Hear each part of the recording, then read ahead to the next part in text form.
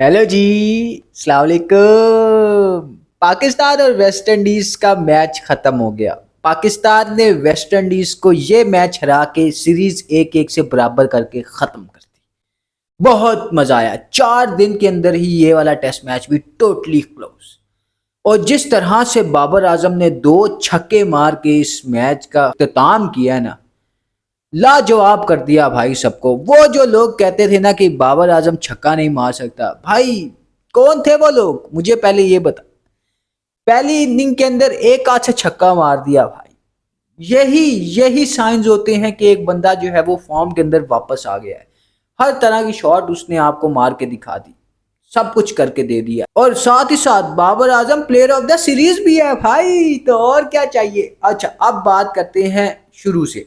लेकिन उससे पहले, कल का दिन पाकिस्तान की टीम जो है वो रेस्ट करेगी। उसके बाद पाकिस्तान की टीम निकल जाएगी इंग्लैंड के लिए, और इंग्लैंड में जाके फिर 19 तारीख से आई गेस पाकिस्तान और इंग्लैंड की सीरीज शुरू हो जाएगी। तो बहुत कुछ है भाई। और पाकिस्तान अब जो है एक जीत के साथ फाइनली जा रही है, एक पॉजिटिव इंटेंट के साथ इंग्लैंड जा रही है। तो उम्मीद करते हैं कि वहां जाके भी पाकिस्तान की टीम कुछ अच्छा ही करेगी। उम्मीद है। बारी बारी सब प्लेयर्स के बारे में बात करते हैं। इस सीरीज के अंदर पाकिस्तान की टीम ने बहुत अप्स एंड डाउन्स देखे। कुछ नए लड़कों को भी मौका दिया, कुछ पुराने जो हैं वो खोटे सिक्के ही निकले एक दफा फिर से। कुछ ने बहुत ही तगड़ा परफॉर्म कर दिया कि सब वो जो बोलते थे ना कि तुमने अभी तक क्रिकेट के अंदर कुछ उखाड़ा नहीं है, उनके मुंह में भी रसगुल्ले भर दिए भाई उस बंदे ने। मीठा मीठा बोल रहे, मीठा मीठा मीठे। वो वाला सीन चल रहा है भाई इस वक्त। टोटली बहुत मजा आ रहा है, यकीन करो बहुत ज्यादा मजा आ रहा है। सबसे पहले बात कर लेते हैं भाई हमारे ओपनिंग पेयर की, अजान अवैस और इमामुल हक की। अजान अवैस ने डोमेस्टिक के अंदर ढेर सारे रन्स लगा रखे हैं, ढेर सारे।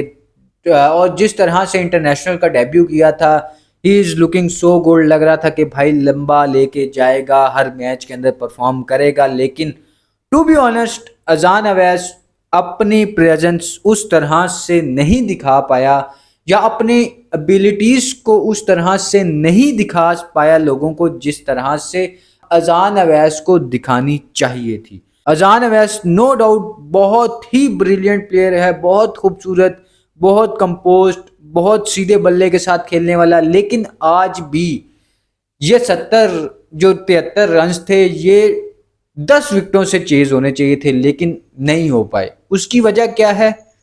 Lack of confidence. कॉन्फिडेंस नहीं है भाई। और दूसरी बात यह कि हमारे लड़के कुछ सीखने को तैयार नहीं है, उसकी बात भी करेंगे। लेकिन अजान अवैस ने जो है ना, वो अपनी प्रेजेंस उस तरह से नहीं दिखाई जिस तरह से अजान अवैस को दिखानी चाहिए थी। बट उम्मीद करते हैं कि अब एक पाकिस्तान की पूरी टीम जो है वो पॉजिटिव इंटेंट के साथ इंग्लैंड जा रही है, तो वहां पे जाके अजान अवैस अच्छा करेंगे। उसके बाद बात कर लेते हैं जी इमामुल हक की। मेरे ख्याल में 2018 के अंदर इमामुल हक को ना लोकी फर्गूसन ने बाउंसर मार के ना बेहोश कर दिया था। अगर मैं गलत नहीं हूं तो वो शायद वो लोकी फर्गूसन ही था, मुझे जहां तक याद पड़ता है। वहां पे एक बात पक्की हो गई थी कि इमामुल हक जो है ना वो बाउंसर को सही नहीं खेल सकता। वहां से लेके आज के दिन तक यही नजर आया कि इमामुल हक बाउंसर को अच्छा नहीं खेल सकता। फॉर एग्जाम्पल, पहले टेस्ट मैच की दूसरी inning Imamul Haq short ball के ऊपर आउट होते हैं। दूसरे मैच की पहली inning Imamul Haq short ball के ऊपर आउट होते हैं। क्यों होते हैं भाई? आई गेस 8-9 साल हो गए, लेकिन शॉर्ट बॉल के ऊपर आप काम नहीं कर सके। लोगों को एक इंजरी होती है ना अपनी किसी शॉट की वजह से, या उन्हें लग जाती है, तो वो उसको उसके ऊपर इतना ज़्यादा काम कर लेते हैं कि बॉलर को जो है ना वो मुश्किल हो जाती है कि भाई इसको मैं यहाँ से बचाऊं कैसे। फॉर एग्जाम्पल रोहित शर्मा का मेरे ख्याल में अंगूठा टूट गया था शॉर्ट बॉल खेलते हुए। तो उसके बाद रोहित शर्मा ने जो है वो अपना पुल शॉट इतना पक्का कर लिया है कि दुनिया के बेहतरीन तरीन जो बॉलर है ना, वो इस वक्त रोहित शर्मा को शॉर्ट बॉल करने से डरते हैं, क्योंकि उन्हें पता है मैं थोड़ा सा पीछे जाऊंगा, सीधा स्टैंड्स में जाऊंगा, जरूरत ही नहीं है, आगे आगे करो। नहीं करते भाई वो रोहित शर्मा को पीछे बॉल। क्योंकि उन्हें पता है भाई हम पीछे गए तो समझो हम बाहर गए ग्राउंड से। लेकिन इमामुल हक ने ऐसा कुछ भी नहीं किया। इमामुल हक जो है वो 4 दफा आउट हुए, जिसमें से 2 दफा वो शॉर्ट बॉल के ऊपर आउट हुए, 2 दफा जो है वो स्लिप में आउट हुए। स्लिपें लग रही हैं भाई सीधे सीधे विकेट के ऊपर, सीधे सीधे विकेट के ऊपर स्लिपें लग रही हैं। आप मुझे बताओ जेडन सील्स का कितना बड़ा स्विंग हुआ? नहीं हुआ भाई, चितना सा भी नहीं हिला, चुट्टू सा भी नहीं हिला। लेकिन इमामुल हक ने जो है वो स्लिप लगवा दी। पहले मैच में भी ऐसा ही हुआ था, अच्छा खासा 60 रन किए हुए थे, बॉल जो है वो बिल्कुल सीधा बल्ले के ऊपर आने लग गया था, वहां पे इमामुल हक ने जो है वो अपनी स्लिप लगवा दी। तो मतलब सीखा कुछ नहीं है। उसके बाद आ जाते हैं जी शान मसूद के ऊपर। आय हाय हाय, व्हाट अ ब्रिलियंट प्लेयर भाई। मतलब कितना पॉजिटिव इंटेंट है शान मसूद का, कि शान मसूद ने सिर्फ चौकों की बात की थी कि भाई चौके मारने मैंने, उसने मार के दिखाए थे। 100 रन की बेहतरीन और खूबसूरत किस्म की इनिंग खेली थी शान मसूद ने, और बहुत पॉजिटिव इंटेंट, बहुत ही पॉजिटिव इंटेंट के साथ जो है वो शान मसूद बारी करता है। उसके बाद शान मसूद की हो जाती है इंजरी, पहले टेस्ट की पहली इनिंग के बाद। दूसरे मैच में बुलाया जाता है अब्दुल्ला शफीक को। अब्दुल्ला शफीक दूर दूर से पाकिस्तान की टीम का प्लान नहीं थे, लेकिन बाबर आजम कप्तान थे और बाबर आजम की ही वजह से अब्दुल्ला शफीक टीम के अंदर आए। क्योंकि अगर तो कोई सबसे अच्छा टेक्निकली साउंड गुड बैट्समैन है ना इस वक्त पाकिस्तान टीम के पास, तो वो अब्दुल्ला शफीक है। सीधे बल्ले से खेलता है, अभी भी कहता हूं कि वो एक गैप वाला है रोला, लेकिन काम किया हुआ नजर आ रहा था। वो जो दूर से आता था ना अब्दुल्ला का बल्ला, दूर से रोकने आता, वो नहीं नजर आया भाई। तो बहुत अच्छा खेल रहा है अब्दुल्ला शफीक। और जिस तरह से फिर उस बंदे ने कम बैक किया है, इस बंदे ने ना लोगों के मुंह बंद करवा दिए। वो जो लोग बोल रहे थे ना कि अब्दुल्ला शफीक तुमने अभी तक इंटरनेशनल क्रिकेट में कुछ उखाड़ा नहीं है, यकीन करो उनके मुंह में जो है ना वो मीठे मीठे रसगुल्ले वो डाल दिए और वो सिर्फ बोल रहे मीठे। अब्दुल्ला शफीक बहुत बहुत तगड़ा प्लेयर है भाई। कितना दिल कर, जब जब अब्दुल्ला शफीक खेलता है ना दिल करता है सारे काम छोड़ के सिर्फ अब्दुल्ला शफीक को देखो भाई, मैच देखे जाऊं। ऐसे भाई they are pretending like this कि भाई इसके बारे में तो हमने कभी कुछ गलत कहा ही नहीं, सीरियस। लेकिन उन सब के मुंह बंद करवाए अब्दुल्ला शफीक ने। जितना खूबसूरत खेला है वो, जितनी क्लास के साथ खेला है वो, जितना वो डेस्परेट था रन्स को लेके उसने करके दिखाया। ग्राउंड में जो है वो खड़े होके उसने सबके मुंह बंद करवा दिए। तो हेड्स ऑफ टू भाई अब्दुल्ला शफीक, दोनों इनिंग्स के अंदर जो है वो नॉट आउट रहा है। उसके बाद बात कर लेते हैं जी हमारी प्लेयर ऑफ द सीरीज, यानी हमारे कप्तान, यानी कि हमारे द बोबजी द किंग के बारे में, जिन्होंने बहुत तगड़ी बारी की भाई। दूसरे मैच के अंदर तो भाई बहुत ही तगड़ी बारी। पहले मैच के अंदर भी ना कोई उसके साथ खड़ा हो जाता ना, मैं अभी भी यही बात बोलता हूँ कि देखो टेल एंडर की बात तो गई बाद में, लेकिन वो सलमान अली आगा, वो रिजवान, आमिर जमाल, अली उस्मान, इनको तो साथ खड़ा होना चाहिए था ना, थोड़े थोड़े रन्स जोड़ने चाहिए थे ना, नहीं जोड़े भाई। इसी वजह से पाकिस्तान की टीम जो है वो पहला टेस्ट मैच हारी थी। लेकिन कसूर डाल दिया बाबर आजम के, बाबर आजम के ऊपर, कि बाबर आजम ने जो है वो टेल एंडर्स को दिया, टेल एंडर्स को दिया। ठीक है भाई, कहीं से भी वो जस्टिफाई नहीं होता, क्योंकि बाबर आजम मेन बैट्समैन था। बाबर आजम को most of the time crease पे होना चाहिए था। लेकिन उसके बावजूद जो बाकी पीछे 3-4 बैट्समैन गए जिन्होंने कुछ भी नहीं किया, उनके ऊपर किसी ने क्यों नहीं बात की। सिर्फ ये दुख होता है कि ठीक है जी, आप कहते हैं जी कि वो पाकिस्तान का सबसे सीनियर बैट्समैन है, पाकिस्तान टीम का कप्तान है, तो सबसे ज़्यादा बात उसके ऊपर होगी। तो मतलब वही हुआ ना कि घर का एक ही लड़का है, वो जो घर की बहनें कुछ भी करेंगी तो बात जो है वो लड़के के ऊपर ही जाएगी, घर के मर्द के ऊपर ही जाएगी। तो बाबर आजम के ऊपर अगर आप तुम लोग इस पॉइंट ऑफ व्यू से बात करते हो तो ठीक है, करो भाई, 10 बहनों का एक भाई बना लो, बाबर आजम के ऊपर जो है वो तनकीद करी जो, ठीक है। लेकिन जिस तरह से बाबर आजम ने दूसरे मैच के अंदर अपना आप दिखाया, यही वो साइंस होते हैं भाई, माशाल्लाह माशाल्लाह, यही वो साइंस होते हैं जिसके अंदर नजर आता है कि बंदा जो है वो फॉर्म के अंदर वापस आ गया। वो लोग बोला करते थे कि ये बंदा जो है वो 2 हाथों से चौका नहीं मार सकता, उस बंदे ने स्पिनर को एक हाथ से भाई मिड विकेट के ऊपर छक्का मार के दे दिया, और फिर जिस तरह से आखिरी 2 छक्के मार के मैच का अख्ताम किया ना, आए हाय, इतनी खुशी मुझे आज तक नहीं हुई। बहुत मजा आया, बहुत ज्यादा मजा आया।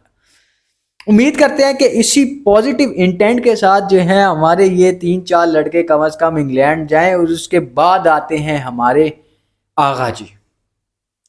आगा जी के बारे में क्या बोलूं, सैंपल साइज इतना सा दे दूं कि भाई जहां मामला ठीक चल रहे हैं ना, वहां पे आगा जी ठीक हैं। जहां पे मामला थोड़े से बिगड़े, आगा जी कहते हैं भाई मेरे को घर जाना है, मुझे अपने घर जाना है। ये सीरियसली बता रहा हूँ आपको। T20 के अंदर कुछ इतना अच्छा रिकॉर्ड नहीं है, ओडीआई के अंदर भी रिसेंट कुछ अच्छी ज़्यादा परफॉर्मेंसेस नहीं है। टेस्ट के अंदर चारों मैचेस के अंदर, चारों इनिंग्स के अंदर आगा जी ने कुछ भी नहीं किया, कुछ भी नहीं। बॉलिंग तो चलो करवाई नहीं ना, बैटिंग के अंदर भी कुछ नहीं किया। बस आते थे, मतलब ऐसे माहौल में थे कि यार मैं क्यों ही जा रहा हूँ बारी करने, नहीं जाना मुझे बारी करने। तो बहुत ही बहुत ही बुरा इंप्रेशन डाला है आगा जी ने। आगे इंग्लैंड वाली सीरीज है, वहां पे तो फिर हिलने भी नहीं देंगे। वहां पे अभी स्क्वाड अनाउंस होगा तो पता लगेगा, लेकिन जोफ्रा आर्चर होगा, उसके बाद गस एटकिंसन होगा, उसके बाद वो ओले रॉबिन्सन होगा, उसके बाद वो जेकब बैथल होगा। उनके तगड़े तगड़े बॉलर होंगे भाई, मजाक नहीं चल रहा। यहाँ वेस्ट इंडीज को नहीं जा सके, वेस्ट इंडीज को नहीं खेल सके सीधे सीधे फ्लैट विकेट के ऊपर, तो वहां जाके क्या करोगे वो मुझे बताओ। जहाँ इतना इतना बड़ा बड़ा स्विंग होगा, इतना बड़ा बड़ा, वहां क्या करोगे। इतने मजे मजे के टप्पे होंगे, जोफ्रा आर्चर आके जब माथे के ऊपर मारेगा बॉलें, क्या करोगे, बल्ला भी नहीं चलेगा तुम लोगों का। इस तरह नहीं होता। उसके बाद रिजवान, समझ ही नहीं आ रहा भाई रिजवान के साथ चल क्या रहा है। रिजवान को मेरे ख्याल में किताबें पढ़ने का शौक हो गया। रिजवान को एक लाइब्रेरी खोल दो जहाँ वो बैठ के सिर्फ किताबें पढ़े। मुझे नहीं पता वो कौन सी किताब पढ़ा है, मैं कोई डिसरिस्पेक्ट नहीं देना चाहता बुक को कि जी बुक क्यों पढ़ा, या भाई पढ़े, लेकिन जिस काम के लिए गया है पहले वो तो करे। जब पहले वो नहीं हो रहा तो किताब क्यों पढ़ रहा है भाई। तो ध्यान, असल में ना ध्यान की बात होती है। ध्यान जो है वो सारा किताब के ऊपर है कि अच्छा अभी मैंने यहाँ तक लाइन पढ़ ली थी, अगली लाइन क्या, ओ हो अच्छा इसके अंदर जॉन एलिया ने ये भी बोला है, ओ हो ओ माय गॉड। बहुत दुखी आत्मा थी भाई जॉन एलिया। ये वाला हिसाब किताब चल रहा है भाई। तो ग्राउंड में क्या करेगा, छक्कू करेगा ना मेरा, क्योंकि वहां जब जॉन एलिया का शेर याद आ जाएगा तो रिजवान तो सैड हो जाएगा। और जब सैड हो जाएगा तो वो उससे बारी थोड़ी होगी, उसके तो हाथ पैर भी नहीं चलेंगे कि भाई ओ हो, सारी जिंदगी गम में गुजार दी है। तो खैर रिजवान की भी नहीं समझ आ रही। उसके बाद आ जाओ भाई हमारे साजिद खान के ऊपर। मैं ना लिटरली बताऊं, मैं ना साजिद खान को वहां पे देखना चाहता हूँ। 8 विकेटें ली हैं साजिद खान ने, और मैं जब ये देख रहा था ना, और मैंने कहा यार अभी तो 3 और आउट हैं, तो इनमें से एक आधा तो साजिद खान ले ही लेगा, ले लेगा, पंजा लगा लेगा। लेकिन नहीं भाई, एक ले गया मोहम्मद अली, 2 ले गया अली उस्मान, और वो नीचे ब्रेंडन किंग आया नहीं ड्यू टू हिज इंजरी। लेकिन जितनी तारीफ की जाए दूसरे टेस्ट मैच में अली उस्मान और मोहम्मद साजिद और साजिद खान की, उतना कम है। बहुत तगड़ा, बहुत ज़्यादा तगड़ा खेले, बहुत मज़ा आया लिटरली। बस बहुत अच्छे बाद ना दिल को खुशी हुई, दिल गार्डन गार्डन हुआ, हर तरफ से पॉजिटिव वाइब्स आ रही थी। अब्दुल्ला शफीक फ्लॉप चल रहे थे, परफॉर्म करने लगे। बाबर आजम से रन्स नहीं हो रहे थे, इतना खूबसूरत इंटेंशंस के साथ ये दोनों लड़के खेले। शान मसूद कप्तानी से हटाने के बावजूद भी 100 मार के चले गए, इतना खूबसूरत, इतना अच्छा लगा। साहब बॉलिंग के अंदर वो अब्बास को लेके आए, पता नहीं उस बंदे को क्यों बाहर बिठाया हुआ था, मुझे तो समझ नहीं आ रही। अभी इंग्लैंड में ये बंदा जाएगा, इंग्लैंड की विकेटों का ना माई बाप है मोहम्मद अब्बास। क्योंकि जो डोमेस्टिक होनी है, जो काउंटी की लीग होनी है, मोहम्मद अब्बास ने इंग्लैंड होना है। तो मोहम्मद अब्बास तो नहीं छोड़ने लगा भाई, वो वहां पे वो कच्चा खा जाएगा, इंशाल्लाह वो कच्चा खाएगा। और बहुत मजा आएगा मोहम्मद अब्बास को देखने का, खुर्रम शहजाद को देखने का बहुत मजा आएगा।